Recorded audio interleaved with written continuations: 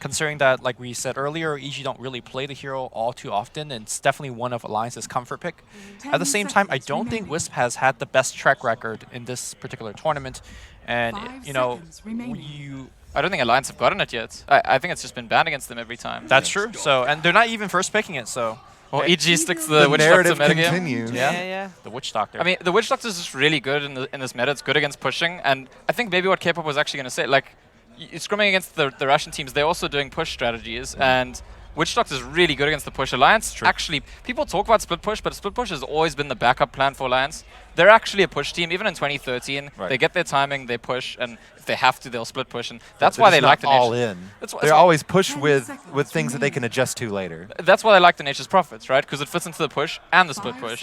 But I would still be shocked if EG picked the Wisp, so the question is, are they just fine with Alliance getting the Furon and the Wisp?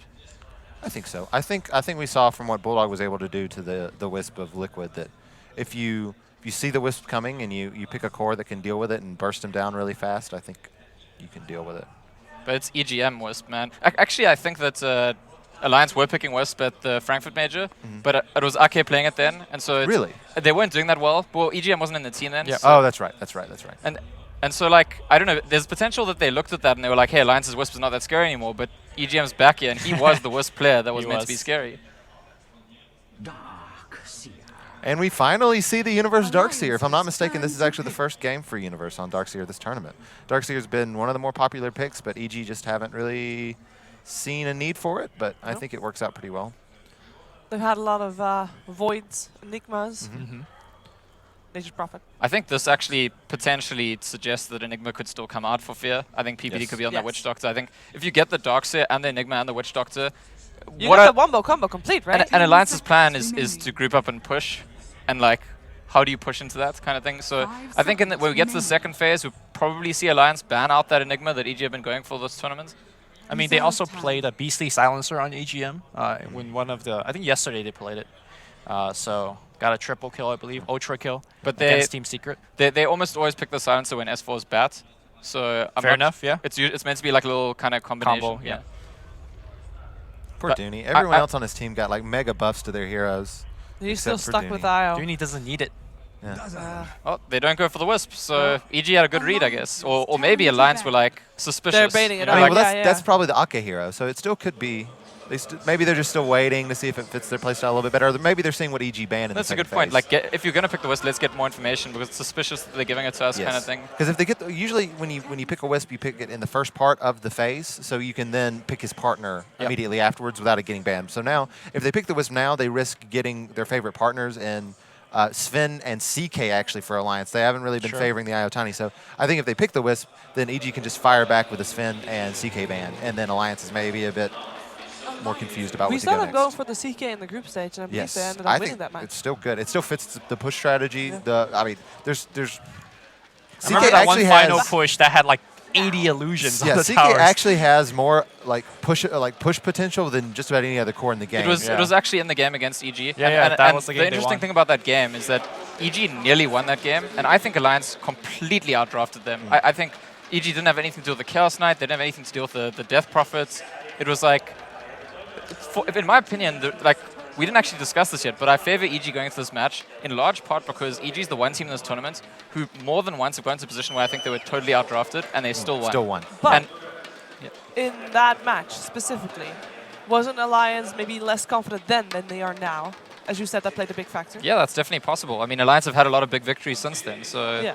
that could also change the dynamic. But something that's interesting if we compare the heroes, I've been hearing a lot of people saying that Alliance are just playing the same heroes, and they kind of are, but there's important heroes they played at TI3 that they haven't picked at all now. And you can see a trend if you look at them. We haven't seen S4 Mag. We haven't seen EGM Naga. We haven't seen Ake playing Quetzal, right? Right. And the reason we haven't seen those heroes is because their playstyle used to be win the lanes, then they abuse the jungle, and then they push. Right. Abusing the jungle is not part of the plan anymore because stacking the jungle is not that efficient anymore. And Correct. so that actually forced Alliance to adapt slightly. You take advantage of the jungle just in different ways. It's With the by Chen. Yeah, it's by picking a jungler, picking an offlaner that can take advantage of stacks, or not stacks, but of farming camps. But this is why PPD first bans Chen, because Exactly. the best way they can abuse the jungle these days is with that hero. Well, also, the Nature's Prophet can kind of do that to some extent because he's going to shift into the jungle when he wants Right. to. I think we do still see teams abuse the jungle, but Evil in different ways. geniuses You see the turn carry to ducking pick. into the jungle early to create a little bit of farm, let your support get the level 6, but it's not exactly a very hero-centric strat. I mean, it works a little bit better for Terrorblade because you could jungle better as a core, but I think both teams could look to that to eke a little bit more resource out of the map. But as we go through the second phase of the ban, one of the heroes that I thought Alliance had a lot of success with was a Spectre, and it's taken out. I think Spectre in particular is 10 very good seconds against remaining. Witchstalker. I mean, Fear, when he channels those death words, he's hiding in the trees. I like that. And here Sorry. comes the Jakiro. Support Jakiro at that too. Vacuum. It's I mean, it's your- Darkseer's off lane, right? Yeah. What if it's safe lane Jakiro? It can be a Lodo or a Bulldog. I mean, well, yeah, so I we're can't fine. really be able It to. would, it would have to be an Arteezy sorry, Jakiro. Yeah. I Arteezy played Venge in this tournament, so I don't think it's. It's I not a don't core think it's. Jakiro, It guys. is not likely, but it is not outside the realm of possibility in my mind. 10 seconds I think that the remaining. best that EG have looked in this tournament has been Arteezy's on like a very hard carry, Five and Yeah, it's I actually agree. it's actually more like Sumail's doing more tempo control to add to Universe. So I actually agree. Reserve This is 99% chance support Jakiro. Yeah, look, I would agree, but there's still a chance. Guys, And They go back for the Aston IO. goes back. don't forget that Evil Jakiro got geniuses 7 turn base to damage pick. buff this patch. Yeah. He's harassing like a king. So is Yeah. that gonna be the burst damage for the Wisp? Just attack him with Jakiro. Liquid fire. I mean, on top of that, Just to give one more tidbit to why it could possibly be an Arteezy Jakiro's. Arteezy has really been like really push focused so far this tournament. Like he's been getting a lot of his gold from taking down early towers and going for that, whether it's Lone Druid, Lycan, some of these other cores. So it's not 10 crazy, I seconds think, remaining. to think that they're just going for like a crazy like tower siege strategy. What I would 5 think then, if seconds that is the remaining. case, I would see Fear on the Jakiro. Darkseer, after he gets some levels, goes into the jungle, and Jakiro takes over the lane Reserve after he's time. level 5, Yeah. has level 3 in his That's liquid another, fire against that's another good Starfish. thing more about the likely. point for Yeah. support Jakiro and how support Jakiro can actually Utilize work that is being jungle. able to give him the lane. That's actually very likely. It's something EG's done a lot in this tournament. Actually, they've sent Universe plus Fear into the offlane, and then Universe moves. Usually when it's Nature's Prophet, 10 but Darkseer could do something remaining. similar, right? Oh. I actually think. Sumail here. Alliances turn to Sorry, pick. I actually think that all of these picks on EG's lineup, look at them carefully, and they're all good against Wisp. So we were asking, like, it's suspicious they led through the Wisp. They've thought a lot about which heroes they want against the Wisp. If you relocate into Vacuum or Cask or Evil Ice Path, you're in geniuses trouble. You turn can't to catch back. Queen of Pain with a relocate. I'm excited just to see this mid Good matchup. matchup. Oh, yeah, yeah, no, me it's- too. The puck club, nothing but skilled involved, and No, there need to be a gentleman's agreement. All chat, no support roams. I would love to see that. I think Yeah. people would pay to see that. I mean, it's one of those old school matchups as well, right? No wards mid, no high ground ward for anybody, just Well, pure skill.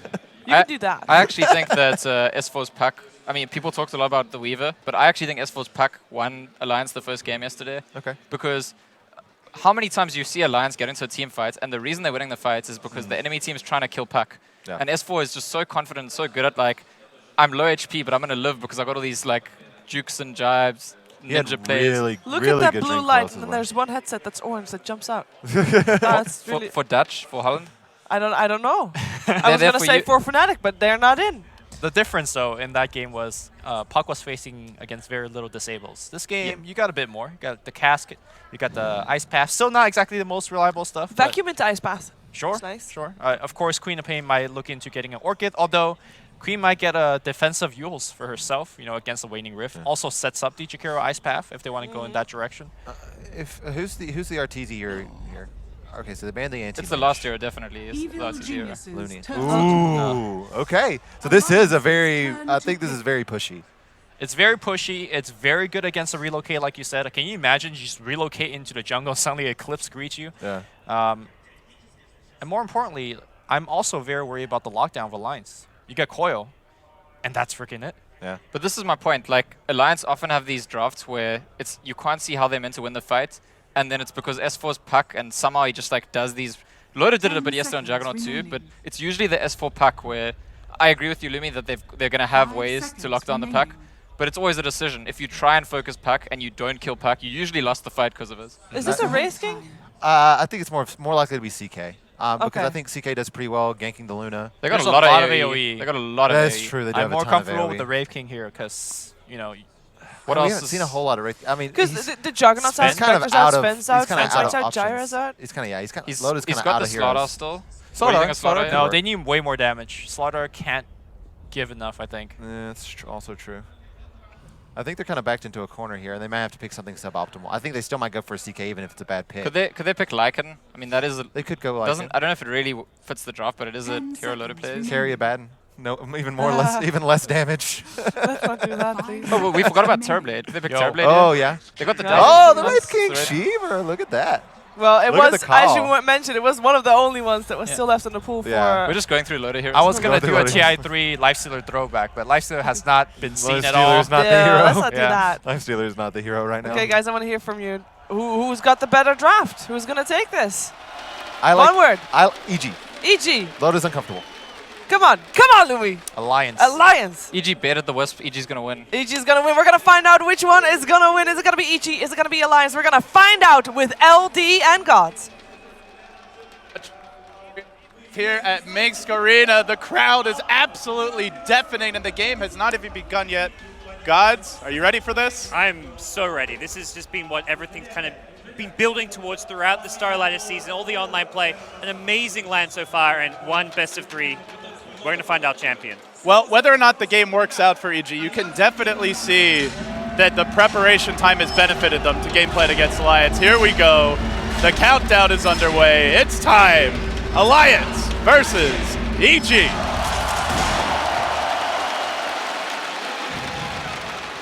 Bulldog on his customary. One of two heroes. One of two heroes. Didn't get the Lone Druid this time, got the Prophet.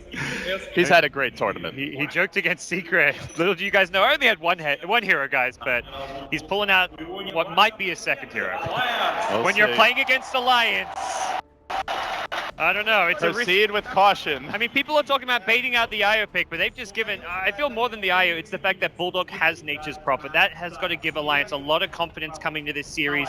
Even 30 though he's been seconds playing to more of the battle. Lone Druid this tournament, this is to me his bread and butter. This is what he got kind of ultimately known for throughout TI3, and Alliance are going to come out swinging here with just some classic picks across the board. The S4 Puck, Loda, the one player who doesn't really have, I feel, as many signature heroes, but it's because of how versatile he's been this tournament, and they save this hero for last because they don't really mind what he's on as long as they secure the rest of their draft.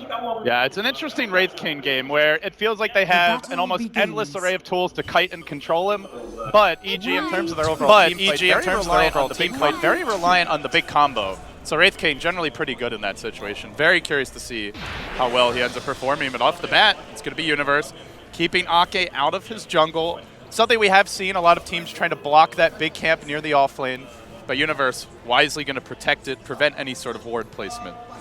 And that was a big thing that Alliance did yesterday against Liquid that maybe wasn't talked about so much, but blocking off Mind Control's Darkseer camp just really shut him down. It forced him to go to lane, which is where he made mistakes, got picked off a few times, and really started to struggle. So, And actually, he's going to start there in the woods, it looks like. yeah, I think it's something EG caught onto from watching that series, and it's very much an adjustment they made, saying, okay, if we pick Darkseer, we have to guarantee that Universe has this camp. Oh, they already want to go on him. They're going to deward, and they move in, and he actually got an amazing spawn here. These Dark Trolls give a lot of experience, also pretty easy to kill, but Universe, he's level 1. He's got no surge, no way out. It's first blood for the Alliance. And they take the big neutral creep as It's well. a level 2 Wisp. This is an amazing start for Alliance. They read him so well there. They get the D-ward off on top of that. Universe kind of saw him coming, but he was in that like, It's so close, I have to finish it. and if he's thinking, if I finish this, this could be my level 2. If I get Surge, this gank does nothing. So he really just tried to push limit. Now mid lane, Sumail's had his Salve cancelled. He's going to get orbed on as well. That's a lot of damage done, and Sumail's still a long way away from bottle. He immediately buys some Oh, he's still Tangos. ticking down. Another Oh, no, poison touch. It might be Ake. enough for a kill. It's cooling down. Fairy fire. There's the heal. Ake manning up. One more auto attack. Oh, Sumail lives with 3 health. The Dark puck Souls is tower coming is under in. attack. Not going to commit to that. Sumail just got the Blake off cooldown. Oh my, Sumail living life on the edge, but in the end, he lives to tell the tale. I mean, Ake's just got to be like, man, 3 hit points. If I just had like an extra branch or something, I maybe get that kill. If he had a fairy fire, he gets that kill. Just such a tiny little fraction of a difference between the two, and Sumail's going to be just so thankful that he gets that one. Otherwise, that would have been a terrible mid lane for him. Fairy Fire has been a big item at the early levels in this tournament. We see it again here on the main stage. So things are going to calm down a little bit, though Bulldog may get caught out here in the top lane. There's the Lucid Beam, the follow-up. Jakiro just laying into him with heavy damage. They get the kill. Bulldog down. Already the score 1-2. Still the early moments here of the game, but it feels like both teams want to play very up-tempo.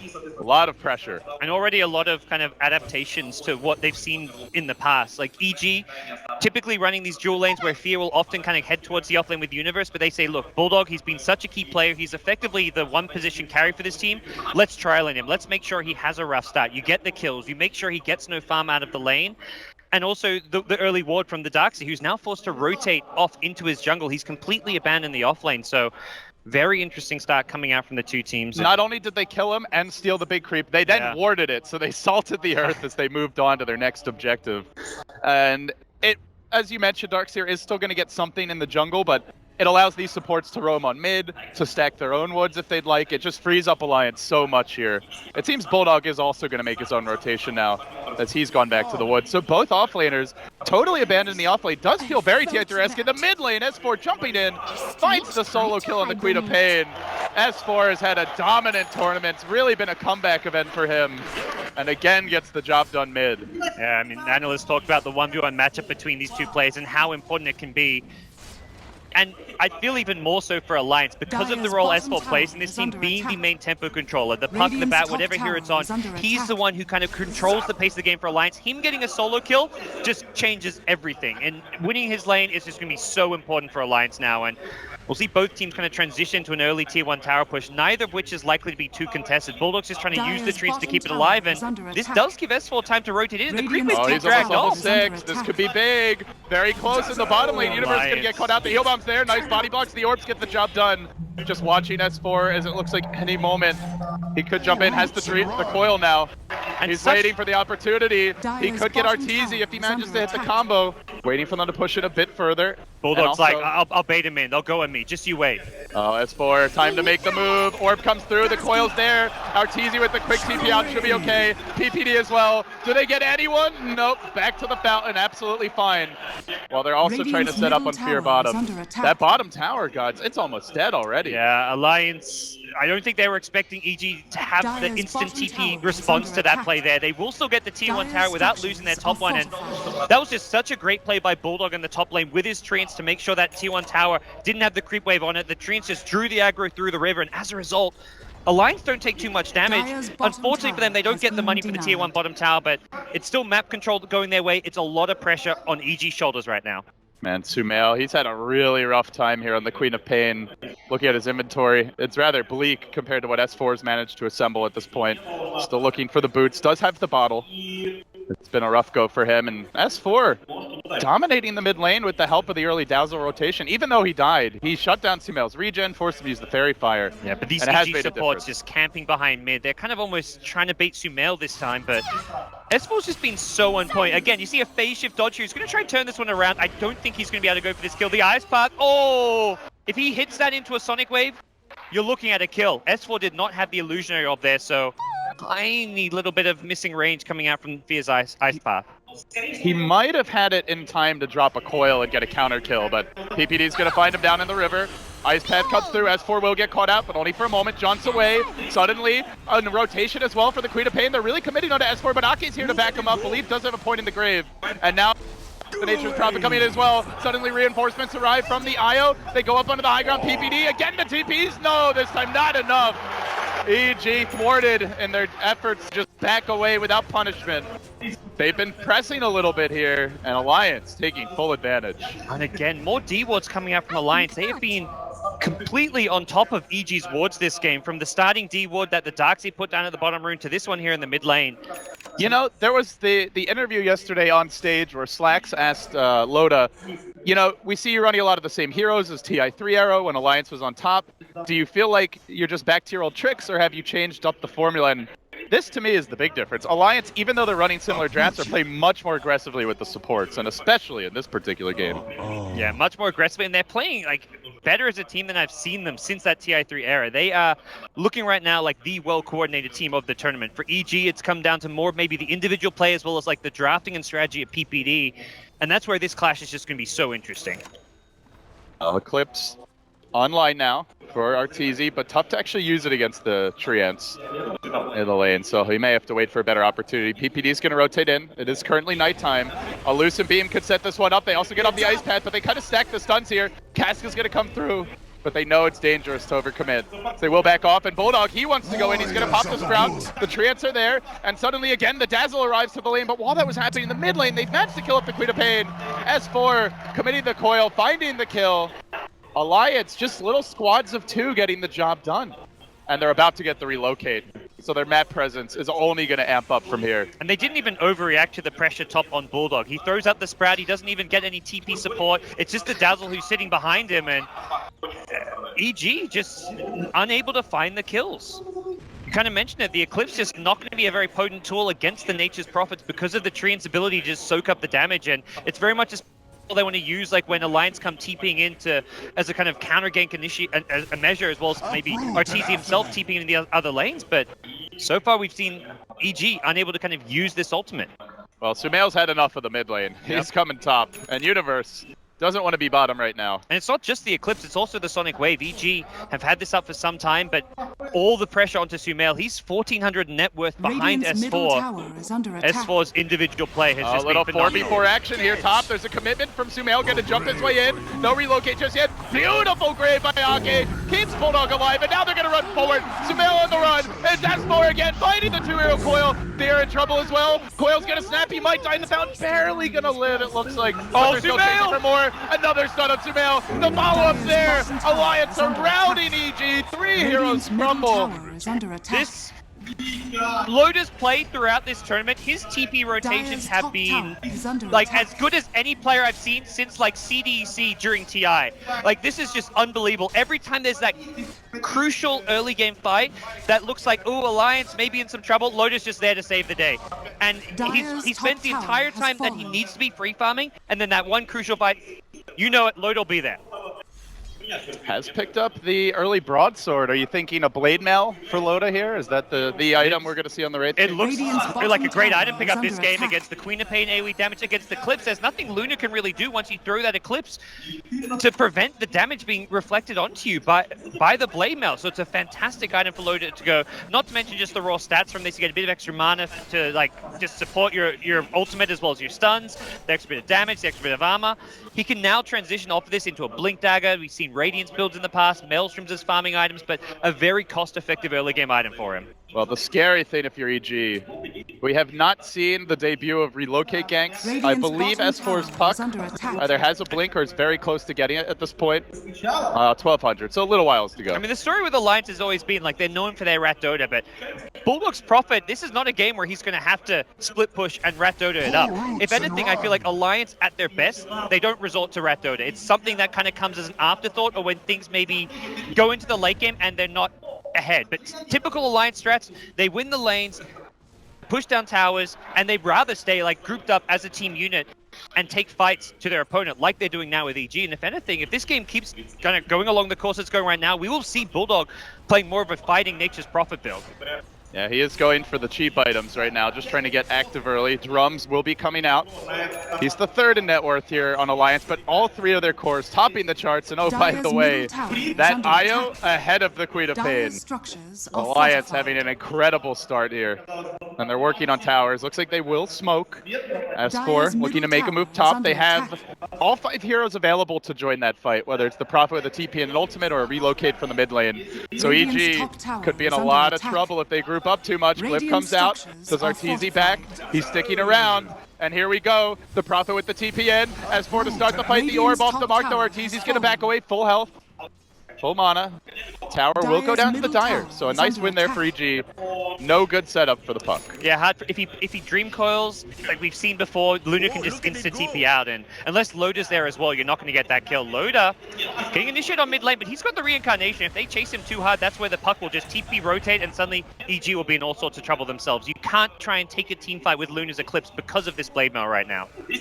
Yeah, not to mention the second life to worry about. You commit everything on that Wraith King, and, well, he could get relocated out, he could get graved, and even if he does die, round 2 is going to get ugly. EG have kind of got to go into plan B, which is going to be looking to farm up Arteezy, go for the Helm of the Dominator, farm and stack Ancients, react to Alliance's moves. They can't try and take head-on team fights. They've got to try and catch like Alliance by surprise. Like when Alliance try and take a tower or go for a gate, you've got to show up with superior numbers. And you know Alliance are going to be a bit more as far as on the greedy side, as far as trying to secure their farm, not have all heroes present when they're taking a fight, because they've got the relocate, they've got the great global mobility of the Nature's Prophet. Even Puck, when he's got the blink, has a lot of mobility himself. So if EG can find like a quick kill, throw all their ultimates, Eclipse plus Sonic Wave, and then disengage without getting caught, that's the hard part. That's how they can claw their way back into this game.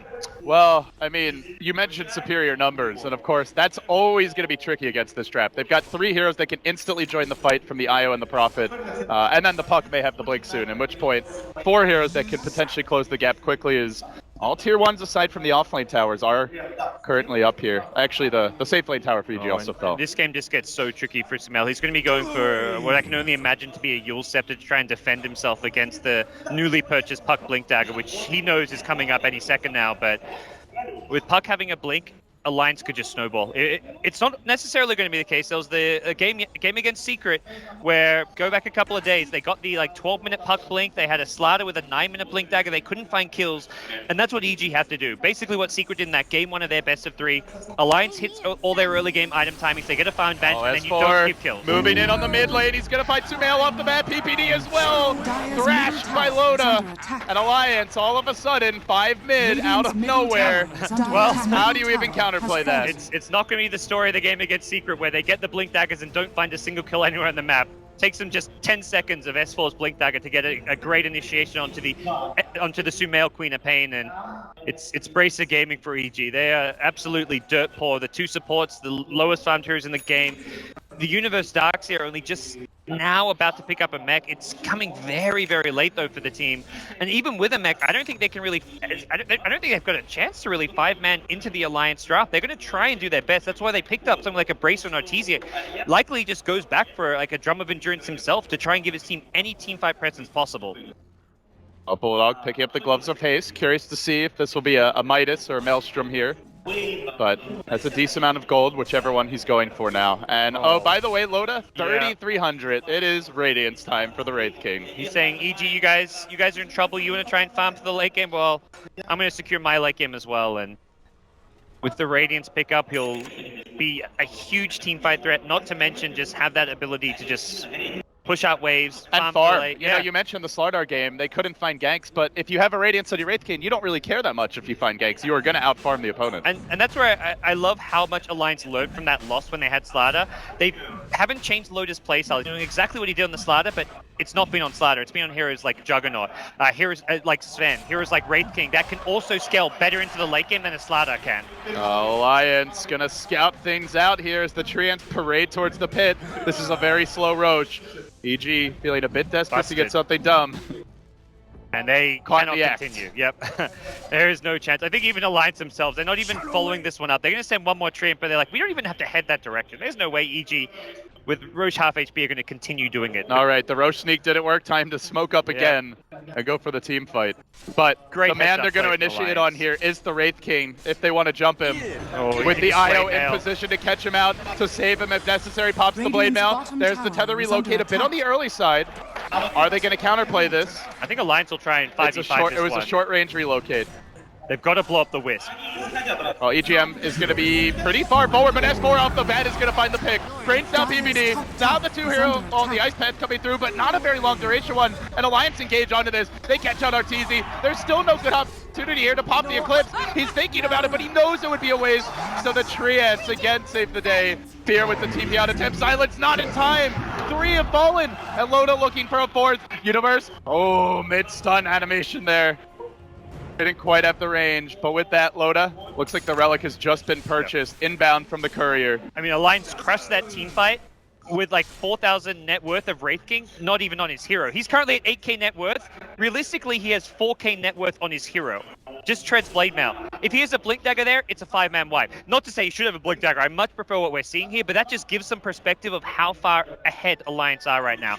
They can take a team fight like that with just all this kind of stored up gold that isn't even invested on their heroes just yet. Next time there's going to be a Radiance. After that, there's going to be the Blink Dagger, and then EG just get beaten down even harder. That was like one of those must-win fights for EG. And do you think they should have taken the fight, knowing that the Wraith King was the man in front? Obviously, by the time that relocate ends, Alliance will be in position. They really just tried to position around the relocate by having the Witch Doctor hiding in the trees. Great heads-up play from Alliance to find him with the puck. And it was the treants of Bulldog scouting things out, because they don't actually have vision around where the Wisp is going to relocate back. So they don't know if EG have backed off, if EG are going to try blow up the Wisp and take the fight. But Bulldog's treants scouted out the Witch Doctor forward. and set the team fight They're up going to find the Luna here. Relocate coming. It's surprise PPD. Arteezy caught out again. The Luna gets hacked away at. Loda again. Executing our tour. Alliance, the hits keep on coming. 15-3. Almost a kill per minute as we are about to hit the 18-minute mark. They are getting everything they want and more. Dire's middle tower is under attack. This is going to be big. In the bottom lane, looks like Queen of Pain was slightly caught out. Does blink away. Will be okay for the moment. It's going to be a Maelstrom grab for Bulldog, so not going too greedy with the Midas. Once that increases damage output by a bit. And they'll pressure mid. They will back off. And in this situation, it's not even really just a farming item. It actually gives him a lot of DPS in the fight with the Phase Boots drums. He just right-clicks and he gets those Maelstrom procs. We're going to see good DPS coming out of Bulldog. Oh, sorry, the treads, not the Phase Boots. And EG, no BKBs, nothing to really be able to fight into Alliance right now. And it's going to be incredibly problematic for them to take any kind of engagement. EG just on the defensive here. They committed 2 smokes previously to get into the Roche to try to gank in the enemy jungle, so the smoke supply is limited. The map control, not great with the Prophet constantly pushing out the lanes, and Treant scouting. They're going to find Jakiro in the Dire jungle. Bulldog has been very disciplined with his Treant micro throughout this game, keeping tabs on EG, and if nothing else, identifying where they're not. Arteezy farming up the Ancients here. He did go for the Dominator as his first big item, but he's been punished for it, constantly being aggressed on, and usually can't survive the damage output that Alliance has. Bulldog continues to scout everything. The Radiant Vision also deep into the EG side of the map, in their jungle, in the bottom lane by the tier 2 tower, and items galore about to come out. A Dagon going to be the pickup for S4's puck, and now he can just instantly take out a support, a Queen of Pain, whoever he really wants to. Outside of like the Darkseer, possibly the Luna, these EG heroes are just going to be minced meat to him. And I think this is like the ideal item pickup, considering how far Alliance are ahead and how much further they can get ahead with the Dagon. He can solo kill, I think, even the Luna practically on its own. Just the Darkseer, so I think, say nothing of the supports. Really? And they've got a mech on Io. Like, EGM's getting so much farm that he can start picking up these teamfight items, which, I mean, Alliance don't even have to get the big teamfight items. It's just by sheer, like, hero level and farm advantage that they've been crushing. They've got eyes here on TPD. Any back in the bottom lane. They're going to move into the pit. Treants arrive. So Alliance actually want to try and take a Roshan. EGM soloing it right now with the Treants at his side. Bulldog will arrive. They are going to walk into the pit here, and they also get vision now on the Luna, rotating towards the bottom lane, but EG, they've got the fear of God in them. There's no play to go out and contest this Roshan. Alliance have the ward vision, they see him coming. EG have no vision on the map. You can like 5-man YOLO smoke this, but S4, again, his positioning such that he could see them before they actually arrive, and you run into S4, you can't actually kill him. He phase shifts, dodges everything, he blinks away. He's so elusive that he's just not a viable kill for them. And they just don't have great catch for a puck. There's no instant silences here, no reliable stuns that have any kind of long duration. So Alliance will get a grab, essentially a free Roshan, and now S4 with the Aegis can be even more aggressive. They've got 2 heroes with 2 lives. The Wraith King Ultimate still online. I don't think we've actually seen him be forced to use it yet. No, they haven't needed it at all. Like, I feel like we haven't even really seen Graves this game. At no point There's been a few. Yeah, it's just like at no point have Alliance really ever been in trouble. There's not been a single fight which, outside the one fight at the T1 tower top where Loda TP'd in, that was the only like iffy fight where it looked like EG has an opening. Every other engagement, every other fight, it's been Alliance just blowing away EG. Alliance at 21 minutes. Strutting up the bottom lane, looking for the quick Brax here, Universe is gonna go, he's got the back, the wall as well. Quappled over the top of the mech, keeps them in fighting shape for now. Everyone survives, S4 still alive here, has the Aegis and the Wraith King ult. There's your first reincarnation of the game, now the Eclipse comes through, but the Treants are there to try and take it up. Loda in a bad position here, he's trapped out, he's gonna go in, committing for this one. He's burning them down with the Radiance. In the end, he will end up falling, no buyback available. Looks like there was no defensive relocate out. Yeah. Bulldog does get a counter kill, but now Aki's in too far. Have they overextended? The Universe Darkseer working its magic. A 2 for 3, but they did kill the Wraith King and pop the ult as well. I think EGM, from lose the looking at the Aegis top, at the he end. didn't have mana for the relocate when the respawn came from the Wraith King. And that just kind of worked against him. The mech just eating up a lot of his mana there. He had mana for relocate afterwards, but that was from popping his stick, his Dire's arcane boost. So bottom when tower is Loda got under really low, he attack. just didn't quite have the ability to save and pull him out, and that was partly what cost him. Alliance, I think, rightfully so, pushing high ground. They are so far ahead, but perhaps just missing that one core item in the Blink Dagger for Wraith King. Because if he dies there with Reincarnation, he can probably get the instant Blink away, unless there's an Ice Path waiting for him. But it forces EG to coordinate a lot of spells just to kill him off, and makes their life a whole lot easier having that Blink initiation as well. But realistically, Alliance still in the driver's seat. It buys EG a bit of time to kind of continue getting whatever farm and items they can get up, but there is still way too many problems for EG to solve this game. Yeah, and that was the debut of the Veil on the Jakiro as well. With their lineup, heavy AoE magic damage. Yep. Very potent, but that's EG's strong suit, right? When they're on the high ground, the Darkseer can get the jump with a really good back wall. Doing that outside of the base is dramatically more difficult. And the key thing for Alliance with their positioning, which was on point, is that it's just the two frontliners, the Puck and the Wraith King, who get caught. Io, Dazzle, neither of them was in really risk of going down to the big AoE wombo combo, and I think EG, to win a team fight, have to catch at least one of those supports, ideally both, just to prevent like the Shadow Wave heals, the mech, the relocate saves.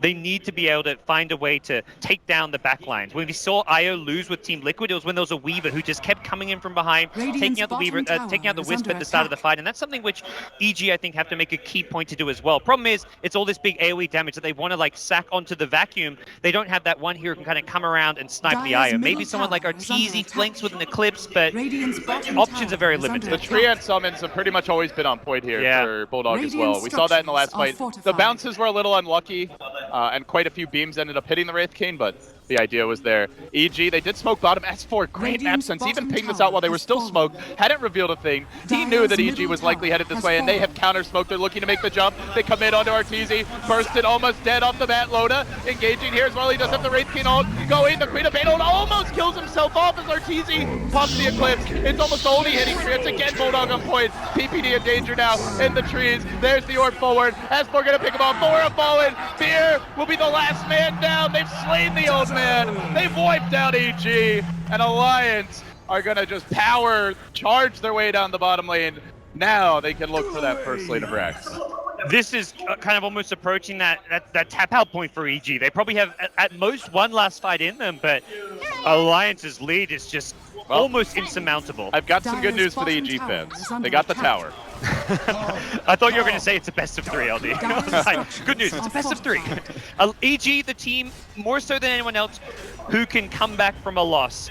Like, pro Dire's players bottom tower all has across the board will say, you win it, you go 1-0 ahead in the best of three, you're normally Dire's feeling pretty good, bottom pretty barracks confident. are The under one attack. exception is when you're versing Barracks EG. is You get up fallen. 1-0 against EG and you're thinking, like, oh crap, what's coming our way in game two? What's coming our way in game number three? And Alliance still thinking about game number one for now. They haven't sealed the deal just yet. They take a melee racks in the bottom lane and playing things very cautiously. Will back off and wait for their next, like, they're kind of the reset. The next level of items, wait for their ultis to come back up. The Wraith King reincarnation still not online, and there's a few more items they can pick up. Even something as simple as like a Puck Dagon 5. His ability to instantly kill someone like the Luna He just almost makes the solo fight killed so the Luna difficult. at the very Yeah. start of the fight.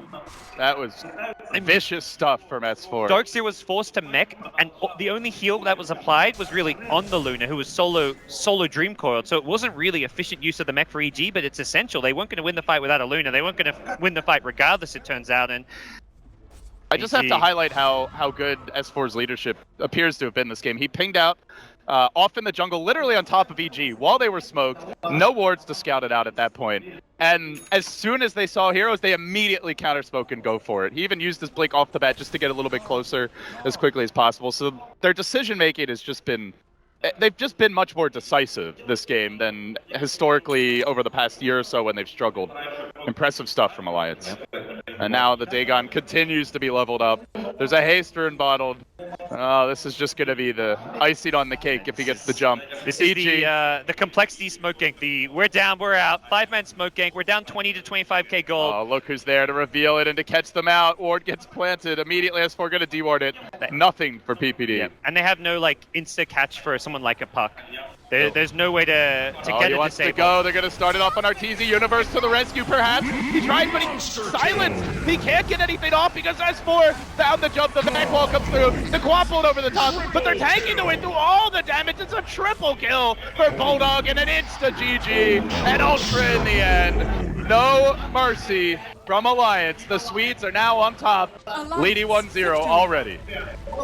They just pummeled them. That was a brutal opening here in a best of 3 that Alliance makes a huge statement in game number 1. From start to finish, they won the lanes, and I gotta give, as far as the dominance in this game, all goes back to the Alliance support duo. Their ability to figure